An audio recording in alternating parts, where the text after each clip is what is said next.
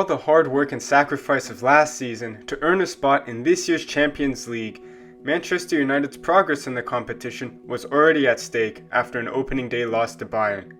Match day 2 in the competition had Man United facing off to Galatasaray at home, which was already shaping up to be a must-win match for Erik ten Hag's side. But despite being favourites on paper, United's poor form this season meant that this match was going to be anything but easy. Manchester United's playstyle this season can be summarised in 2 points. 1.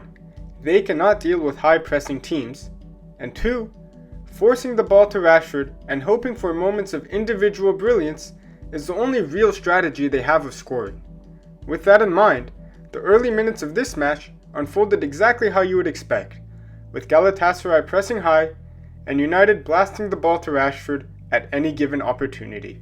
However, there were some slight tactical tweaks from the usual system from Erik ten Hag, which served United well in the opening half. With Mount's return to the squad the last week, there have been occasions where he's been well positioned to help United break past opposition pressure, but he'd been ignored by his teammates. In this match, there seemed to be an emphasis on finding Mount, and by doing so, United were able to break past opposition and launch counterattacks. Here, it's actually Onana who rolls the ball to Mount in this huge pocket of space, bypassing a line of opposition pressure in order to progress the ball forward. Not only was Mount crucial in the team's build-up from the back, but he also played a big role in supporting Rashford in attack, to prevent him from being isolated and overloaded as he has been in recent fixtures. As Rashford gets the ball, Mount is darting forward, and Rashford finds his underlapping run to create a good crossing opportunity, which comes to nothing on this occasion, but the intention was good. Similarly to Mount, Amrabat was also a significant support player to Rashford in this match. Amrabat would tend to take up his usual inverted role alongside Casemiro, but was also tasked with making overlapping runs behind Rashford, which meant that as Rashford would attract most of the defenders' attention, Amrabat would be left open in wide positions, again creating good crossing opportunities for United. But despite all these useful tactical tweaks, the goal came from, you guessed it, one boot forward to Rashford. Galatasaray here have committed way too many numbers forward to press United, leaving Rashford in a one-on-one with the defender on the halfway line. And quite frankly, the defender isn't even close to him. So when Casemiro sends the long ball, Rashford's gone and is able to drill in a beautiful cross to Højlund, who heads it home, and United are 1-0 up and flying. But that only lasted for 5 minutes. Sanchez sends the ball forward in the general direction of Zaha, who is isolated here with Dalot, and Dalot seems more interested in wrestling with Zaha than actually clearing the ball, as Zaha hits his volley into the ground, bouncing over Onana and into the net. Sensational. But United didn't let that freak incident take the wind out of their sails and kept pushing to score. Højlund wins the 50-50 and is able to turn his man, brush off another defender, and cut back onto his left foot to play everyone's favourite switch ball to Rashford. And immediately, United have numbers crashing the box, and Amrabat is sprinting forward to give Rashford an option, which he uses, as Amrabat cuts it back to Mount, who is unlucky to see his shot deflected wide for a corner. And going into the break, it only seemed like a matter of time before United would take the lead again. Eriksen came on for Mejbri at halftime to provide some calmness and experience to the midfield, and his impact was immediate. Dalot wins the ball back and finds Eriksen, who plays a gorgeous first time through ball to Rashford, who's away. This is it. This is the exact moment we play for. Rashford, no one can catch him, through on goal, plays the hospital ball to Bruno, which is cleared for a corner. For someone who's been taking on the responsibility of being the talisman of this team, this has to be a goal, one way or another. Eriksen's halftime introduction was about more than just his experience. It meant that he would take on the role of being our second holding midfielder, as Amrabat would play as a more traditional fullback, helping out Rashford in the wide areas. Mount's position was also shifted more wide, as he and Bruno were linking up well on the right, so United were now attacking dangerously from both flanks, completely stretching Galatasaray's backline and creating chance after chance. Bruno, Mount, and this time Dalot too, have created an overload on the right, so Casemiro sends them the ball over the top, which Dalot brings down and tries to cross, but it's blocked as the rebound falls to Eriksson, who plays another beautiful first-time ball onto the head of Rashford, who forces a good save from the keeper. Again, it's Casemiro who's able to stretch the field by finding Bruno on the right. Bruno cuts it back to Casemiro, who has a great chance to release a first-time shot, but his decision to take a touch allowed the defender to close him down and get a block in. United did eventually pull ahead again. Sergio Oliveira plays the back pass, but Sanchez slips, as Højlund can now break, and no one's catching him as he bears down on goal and finishes with what some would call a magisterial touch.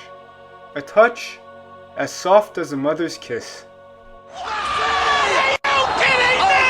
Come on! This man is absolutely mainline to pure footballing magic! So here we are, United leading by a goal at home with only 20 minutes left to play. And yet, this would mark the onset of calamity. The throw-in by Bowie is dummied by Yilmaz as the ball finds Icardi, who wins the 50-50 with Lindelof. Of course. Icardi then plays it back to Yilmaz, and now United are in trouble. Amrabat and Lindelof are unable to catch up after being dusted earlier in the play. Varane doesn't know whether to pressure the ball carrier or mark the runner, which was actually Casemiro's man who's bursted past him. So Yilmaz can continue into the box, playing across, which indeed goes through Varane's legs, on its way to Aktürkoğlu, who draws Galatasaray level. And again, this is less than 5 minutes after United had taken the lead. Disaster continued as our ball-playing goalkeeper tried to feed Casemiro, ignorant to the fact that Mertens had already anticipated this, so Mertens intercepted it and has a free path to goal, but Casemiro takes one for the team and clears his legs, preventing the goal but conceding a penalty and getting sent off in the process. Onana, the outfield player, they said, would change the playstyle of the team, they said. Anyways, Casemiro's decision to make the tackle was well justified, as Icardi stepped up to take the penalty, but sent it wide. Luis Suarez 2010 vibes. And now, this brought the boss to a crossroads. You're tied at home, you have a team who has showed on multiple times this season that they cannot defend with 11 men, let alone 10. So at this point, Ten Hag should have been throwing on every defensive option he had to shut the game down and save a point.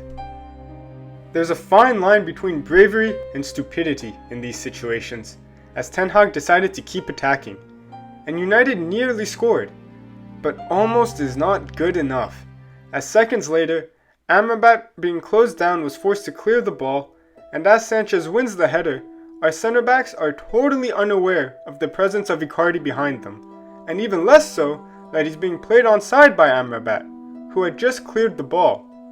So as Sanchez's header comes, the ball bounces between both of our centre backs to Icardi, who breaks away. Varane and Amrabat would have caught Icardi had he delayed his shot another split second, but our beloved goalkeeper here doesn't particularly come out to close down Icardi's shooting angles, nor does he stay on his line to stop the shot. He's caught in no man's land, as Icardi can easily poke the ball past him into the net, putting Galatasaray ahead at Old Trafford. With only 10 men on the field, the last few minutes of the match were relatively uneventful, with the most notable moment perhaps being the return of Antony.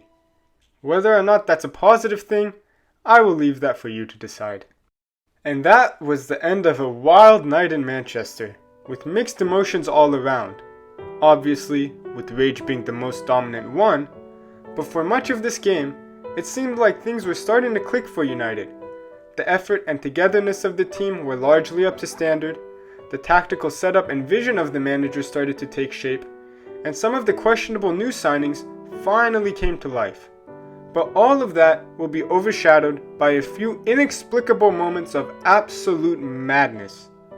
It remains to be seen how, or even if, Ten Hag can regroup the team and move on from this result, because quite frankly, the performances so far this season, now compiled with this, would often be enough to dismantle a dressing room, signaling the beginning of the end for the manager.